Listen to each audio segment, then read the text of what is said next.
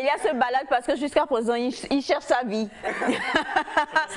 Tu t'es retrouvé, tu es sûr? Un peu compliqué, mais ça va. D'accord. Alors, en tout cas, comme nous vous l'avons dit, nous sommes jeudi et nous aimons recevoir ici des personnes ou des personnalités, en tout cas, qui sont inspirantes. Et aujourd'hui, c'est un gros plaisir pour nous de recevoir une jeune femme magnifique. Bon, déjà, sa beauté, à chaque fois, ça dit quelque chose, quoi. À chaque fois, elle est belle. Depuis le premier jour, en tout cas, personnellement, que je l'ai vue, mon Dieu. Je peux toucher. Tu peux toucher. Touche. J'ai pas dit ce que j'allais toucher. Je dis touche. Je peux toucher. Oui, touche. Touche. Alors, bonjour Ambrosine. Bonjour Aïcha, bonjour Félix, bonjour Elias et Naïda. Voilà, bonjour à tous, bonjour à ceux qui sont derrière la caméra. Voilà. Bah, écoute, on te laisse regarder ta caméra et te présenter. C'est ma caméra? Oui, celle qui te fait face. À vous tous. Voilà, que je me présente. Je m'appelle Ambrosine Koumedjo. J'aime bien qu'on m'appelle également Amélévi. Ça, c'est sur les antennes surtout. Je suis journaliste à Nana FM, Radio Nana FM. Les auditeurs me reconnaissent par ma voix. Je suis maquilleuse, accessoiriste, manucure. Voilà, j'aime la beauté, j'aime la mode. Voilà. Tout ça fait main. Je me suis bien présentée ou je continue? Alors, t'inquiète, on va décortiquer tout ça. Voilà. Alors justement, Ambrosine Koumedjo, que vous suivez sur la radio Nana FM, hein, sa voix ne vous est surtout pas inconnue. Mais aussi, beaucoup ne savent pas. Elle a donné ses autres casquettes tout à l'heure et je suis sûre qu'on va avoir des réactions. On connaît la journaliste. Et on va donc commencer par là. Le journalisme. Chère Ambrosine, tu tombes dedans comment? Puisque nous, quand on voit ta beauté, on se dit, bon, elle aurait pu commencer plutôt par justement tout ce que Naïda a dit, esthétique, tout ça. Pourquoi le journalisme? Ouais, pour Kenti. Lorsque nous étions en classe de 6e, vous savez, à la rentrée, il y a des profs qui demandent de mettre vos intentions sur papier. Alors j'ai dit, moi je veux devenir esthéticienne, à défaut hôtesse de l'air. Mais en grandissant, ce n'était pas ça. J'ai rencontré un monsieur que j'appelle mon mentor. Il a fait la TVT autrefois, monsieur Lawson, la TV Ebenezer, doyen que je salue au passage, quelqu'un qui m'a formé, qui m'a forgé, qui a fait de moi ce que je suis aujourd'hui. Je le dis avec beaucoup de fierté, parce que c'est un monsieur très rigide. Ceux qui le connaissent savent que c'est un monsieur très rigoureux, il badine pas dans sa formation et même dans ses relations personnelles, mais c'est quelqu'un que j'ai su supporter parce qu'il a de la valeur, il a de la matière à donner, à transmettre. Donc, quand je l'ai rencontré, j'ai fait de lui mon mentor. À l'époque, je n'avais même pas encore le bac. Tiens, tu as bien Aïcha, je n'avais pas encore le bac, j'étais encore au lycée. Il a créé une radio expérimentale à l'époque, la KNTB, où j'étais speakerine. Il m'apprenait à écrire. La rédaction a commencé par là, à KNTB.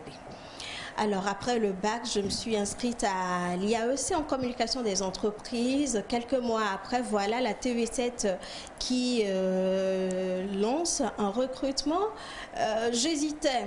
Et la veille, c'était un ami de mon frère qui est venu à la maison et qui dit, ben Ambroise, je te vois plutôt sur les écrans, mais tu traînes là, tu es en train de gaspiller ta beauté pour rien. Je lui dis, mais bon, c'est vrai, ça me plaît, mais je ne sais pas si on pourra m'accepter. Alors le lendemain, j'ai préparé mon dossier, j'y suis allée avec quelques camarades et au final, j'ai été la seule à être sélectionnée. Et le DG, le boss, comme on l'appelait, une fois m'a confié que c'était parce que j'étais télégénique, c'est pour cela que j'ai été retenue. Mon aventure après la KNTB a commencé avec TV7 où j'ai passé quelques mois, sinon environ une année. Ensuite, au moment des examens, j'ai demandé une mise en disponibilité avec le stage de mémoire, tout ce qui va avec. Bon, j'ai atterri sur une autre chaîne, je crois, une télévision, une radio, je ne sais plus trop. Bon, je ne vais pas tout déballer. Oui. Je ne vais pas tout déballer, je vais garder quelques détails pour moi-même. Et voilà, il y a un confrère, un frère du quartier qui, depuis me déranger, il me dit: Ambrosine, avec ta voix là, toi, il faut venir travailler avec nous à Nana FM. J'hésitais. Pendant des années, il n'a pas arrêté de me courtiser. Quand je dis courtiser, c'est pas histoire. Professionnellement parlant. Je connais les hommes, on se connaît, je nous connais. Alors, il voulait que je vienne travailler à Nana FM. Un beau jour, il y a ma soeur qui m'a dit: ben, il faut essayer, puisque je ne voulais pas aller dans cette radio communautaire. Je voulais toujours rester à la télévision. Mais je me suis dit, ben, pourquoi ne pas essayer après tout? À la radio, c'est pas mal non plus. Et quand je suis allée à Radio Nana FM, waouh, Aïcha, je suis tombée amoureuse du personnel, de toute l'équipe, de la radio, de tout ce qui se fait, même de la ligne éditoriale. Or, à l'époque, je disais: oh, moi, je ne me vois pas en train de parler mina. Aujourd'hui, là, moulé ou émission, les gang baby, je parle, tout le monde m'écoute. Et j'en suis fière. Oui. Y a mes parents qui me disent: à quel moment tu as appris à bien parler comme ça? Je dis: ben, c'est parce que je ressemble à ma grand-mère qui est d'année chaud. Voilà un peu la petite histoire, comment j'ai évolué, comment j'ai commencé. Et c'est sous le charme. Hein? Je n'avais pas encore le bac et c'était là, c'est la TV qui me dit: tu veux être journaliste? Je dis oui. Tu n'as pas besoin d'avoir le bac, il suffit juste de bosser. Il a cru en moi. Aujourd'hui, je suis la personne que je suis. Je crois que fièrement, il me regarde de là où il est. Parce que de temps en temps, on se croise, il me dit: petite, ça va. Le métier, ça avance. Je dis oui, je m'accroche. Je m'accroche et voilà. Voilà, alors quelle est l'émission bon, on va parler un peu quand même des émissions que tu animes sur la radio Nana FM, parce que c'est une voix, hein, il y a quelqu'un qui dit yo. C'est le message, hein, yo, pour dire que c'est le visage de la voix en fait. Alors on va parler de quelques-unes de tes émissions avant d'aller à ta deuxième casquette. Pas de souci. Sur Nana FM tous les jours à partir de 13h, vous avez l'occasion de me suivre en direct, mais en réalité c'est à partir de midi. De la tranche 12-14 s'appelle la bande à Ambrosine. Voilà, ça s'appelle la bande à Ambrosine. Et maintenant dans la bande à Ambrosine, il y a l'émission qui s'appelle Accent féminin, qui est en fait mon émission à moi. Dans Accent féminin, ça se passe du lundi au vendredi et c'est une émission thématique. Donc les lundis, les vendredis, on fait astuces beauté, comment bien se tenir, on parle du bien-être, la propreté, la toilette, voilà. Les mardis, c'est plutôt droit des enfants, droit de la femme, tout. Mercredi, santé. Et jeudi, c'est mode et cuisine. Mode et cuisine. Néanmoins, s'il y a des annonceurs qui veulent passer par notre onde pour faire passer des messages, je les reçois les vendredis. Et c'est à 13h. C'est de 13h à 14h. Et toujours dans cette même tranche, il y a une partie qui est réservée aux tout petits. Ça s'appelle les petits contes. Et donc, c'est une tranche que j'anime avec Tata Titia, la conteuse, c'est Nada Ibrahim qui fait la rubrique cuisine. Voilà, de temps en temps, je sollicite quelqu'un ici sur ce plateau dont je tais le nom. Alors, et à part Accent féminin, j'ai pas fini. À part Accent féminin, les samedis à 14h, je suis dans Écho de la diaspora. Écho de la diaspora parle de tous ces Togolais qui ont résisté à l'Occident. C'est vrai que là, c'est pas évident d'y aller, de se forger, de pouvoir réaliser ses rêves. Il y a beaucoup qui sont rentrés ou déportés. Oui. Donc ceux qui ont réussi, ceux qui ont une carrière m'intéressent, ou bien je m'intéresse à eux par le biais de certains amis ou bien des connaissances. Tous ceux qui rentrent, je leur demande: est-ce que vous ne voudriez pas vous confier à moi, comme je suis en train de le faire avec vous aujourd'hui? Et donc, on cause de tout et de rien, de leur vie privée, parfois, et de leur intégration surtout dans le pays d'accueil et de leur profession.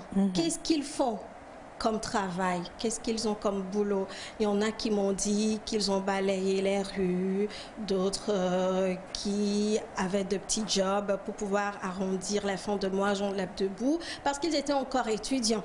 Alors, la dernière fois, c'est un invité qui me dit, Ambrosine, j'ai réécouté notre émission, oh là là, quelle magie, alors là, tu as réussi à me soutirer toutes ces informations, je t'ai tout raconté.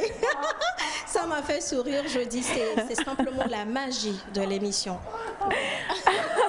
Non, t'inquiète pas, lui, il est sous ton charme. Donc voilà, samedi à 14 h. Oui, samedi à 14 h. Donc, à part Écho de la diaspora, je sais que tout le monde ici, vous connaissez Bruno Maintenant, l'animateur phare de la radio Nana FM avec qui je fais l'émission Roviclem en Mina. Voilà. On parle des sujets sociaux, politiques, tout ce qui a trait à l'actualité. Et on fait un petit résumé de tout ce qui s'est passé durant toute la semaine.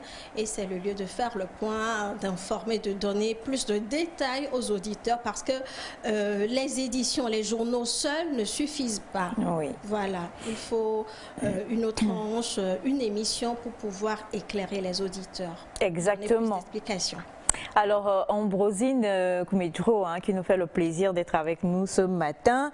Tu reçois beaucoup de love, d'amour, de demandes de mariage et tout ça. On ne va pas, voilà. Tu as quel problème, Touba? Mais est-ce que vous avez un manager? Oh, non, non, elle n'a pas de... Non. J'ai plutôt un conseiller en image. Voilà. Il faut... Alors, conseiller en image que j'ai recruté pas plus tard qu'avant-hier. C'est pas grave. Alors, justement, on va parler de tes autres casquettes parce que tu es accessoiriste. Tu es également esthéticienne. Alors, comment tu est arrivée de l'autre côté? On dit souvent que les femmes qui sont très belles, bon, forcément, on les retrouve dans ça, parce que vous aimez bien vous pomponner et tout et tout. Alors, raconte-nous un peu l'autre côté, comment tu fais et comment tu arrives à... Parce que c'est quand même prenant, ton métier de journaliste à la radio. Comment tu arrives à joindre les deux? Les deux, c'est parce que j'ai un homme formidable avec moi qui me comprend. Il ne me met pas la pression. Au contraire, quand il sent que j'ai envie de baisser les bras, il me dit, mais fonce, tu as du caractère. On croit tous en toi, les enfants et moi. Et ça me réchauffe le cœur. C'est vrai que je suis assistoiriste, tu l'as dit Aïcha. Comment ça a commencé? J'étais encore toute petite quand... je voyais les perles, ça me donnait envie de les enfiler.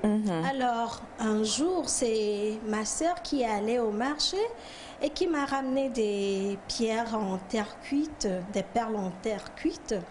Je lui ai fait un collier à 3 tours, un peu comme ce que j'ai porté aujourd'hui. Mais à l'époque, j'étais encore au cours primaire, j'étais au CE1 ou CE2. C'était au CE1. J'étais encore au CE1 à l'époque. Voilà, je lui ai fabriqué un joli collier et les boucles d'oreilles. Voilà. En 2000, voilà, je crois on a organisé un sommet de l'OUA à Lomé.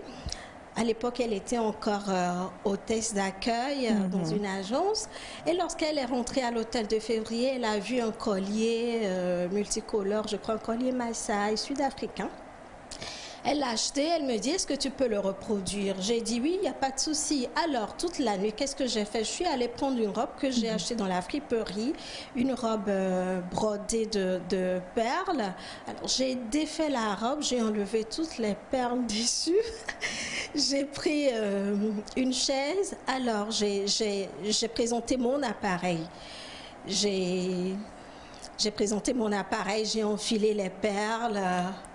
Le premier tour, ça n'a pas marché. J'ai dit, waouh, j'ai gaffé ici. J'ai refait, alors ça a marché. Ouais. Voilà, c'était un ras de cou. J'aurais dû la porter d'ailleurs. Moi, j'ai gardé mes souvenirs. J'ai fait le ras de cou. Le lendemain, ma soeur m'a dit, waouh, tu es vraiment étonnante. Et voilà, c'est comme ça. Je fais toujours les accessoires. Quand elle va au marché, elle voit des boucles d'oreilles. Je les transforme. Sinon, je ne l'ai pas appris. Les seules choses que j'ai apprises, ce sont les accessoires en waya, comme ceux que je porte actuellement. Voilà. Mais s'il s'agit d'enfiler juste les perles, d'en faire des modèles, non, on m'a rien appris du tout. Du tout. Je suis autodidacte et j'ai commencé depuis toute petite. Waouh. Et par rapport à l'esthétique alors? Par rapport à l'esthétique, comme je te l'ai dit, toute petite, je disais que j'allais être esthéticienne. J'aime la beauté, j'aime voir les femmes toutes pimpantes. Voilà, moi je sors jamais sans rouge à lèvres. Ah mais ça c'est bien. Laisse Elias, je t'en prie. Non, non, Elias il est en train de m'épater. Je vous pâte. Oui, L'émission part en quoi? Non, Elias, maintenant je continue. Non, je suis concentré, on parlait de maquillage. Voilà, de maquillage. Mon expérience a commencé à la TV7.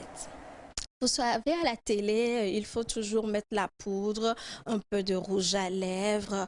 On pensait d'ailleurs que j'exagérais. Et je leur disais que l'écran témoin où je me regarde, je n'ai pas exagéré du tout. Mes collègues peuvent en témoigner.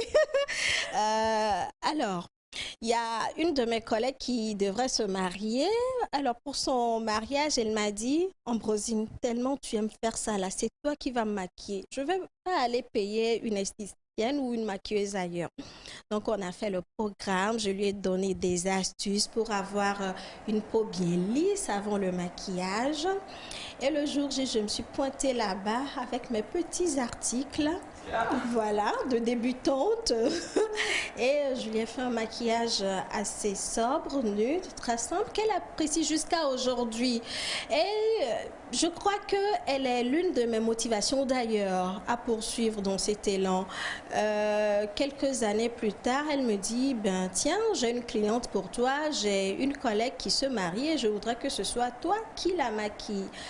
Alors, ayant appris la nouvelle, je suis allée me faire former. J'ai commencé la formation. D'abord, je regardais des tutos sur YouTube, mais je n'étais pas du tout satisfaite parce que ce sont des vidéos qui sont montées. On voit parfois le début, pas le milieu, la fin, la finition. Je n'étais pas du tout d'accord avec ce que j'apprenais. Je suis allée me faire former. Je lui ai fait un maquillage qu'aujourd'hui, je trouve encore... pas assez sophistiqué parce que je m'améliore. Voilà. Et c'était ma première cliente ou bien ma deuxième cliente.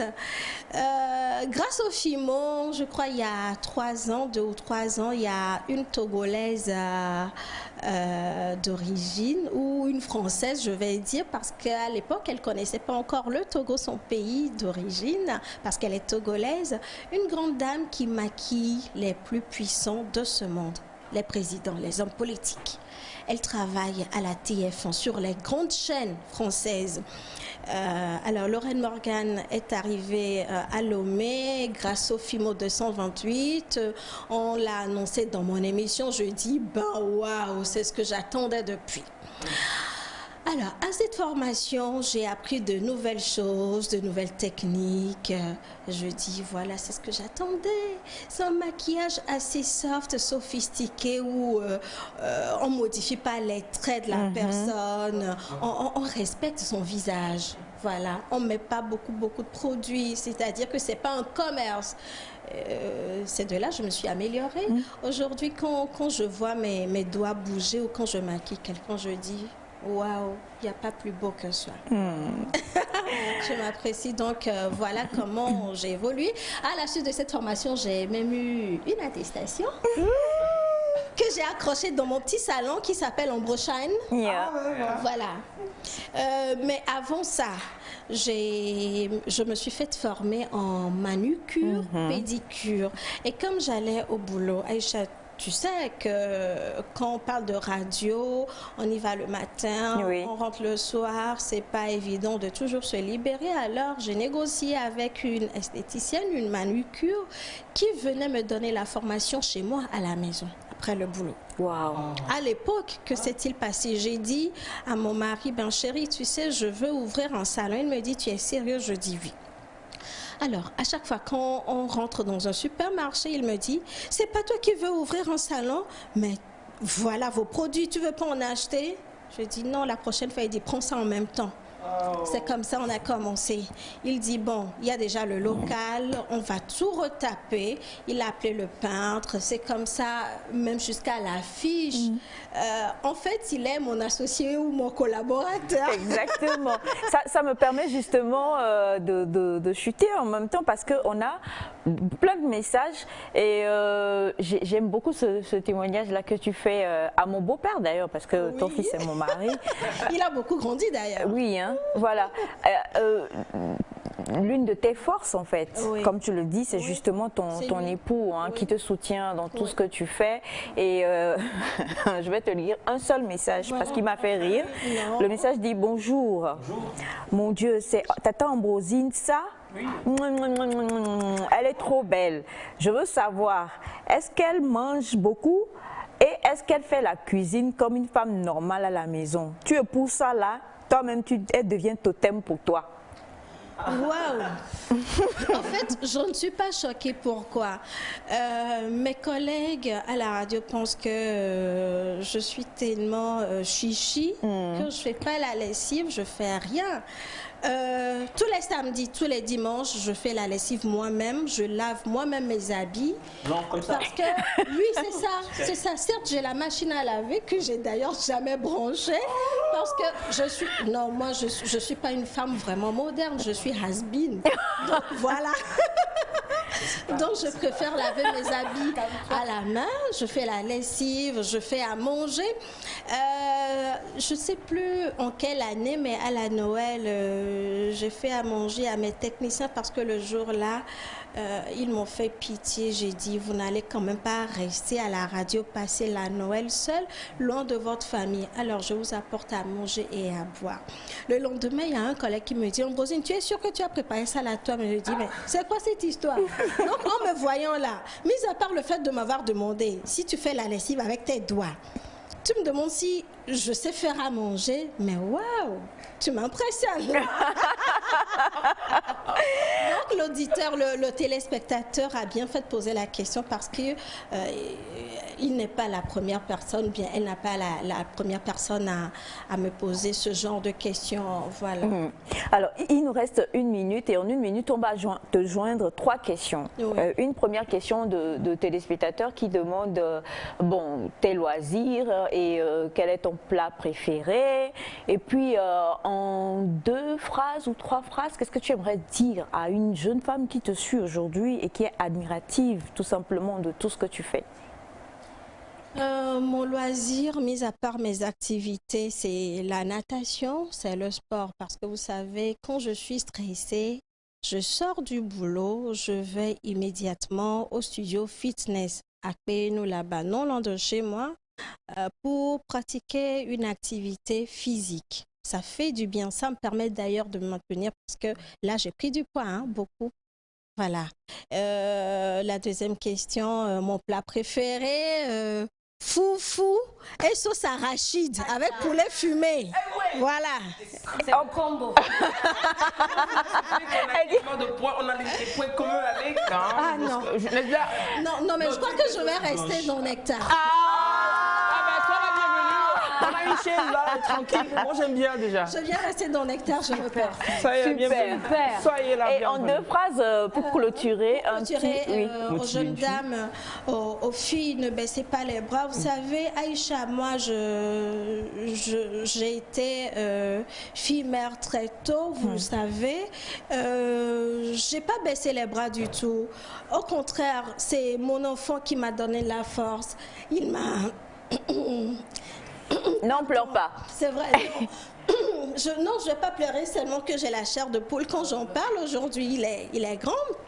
Il a 20 ans. Oui.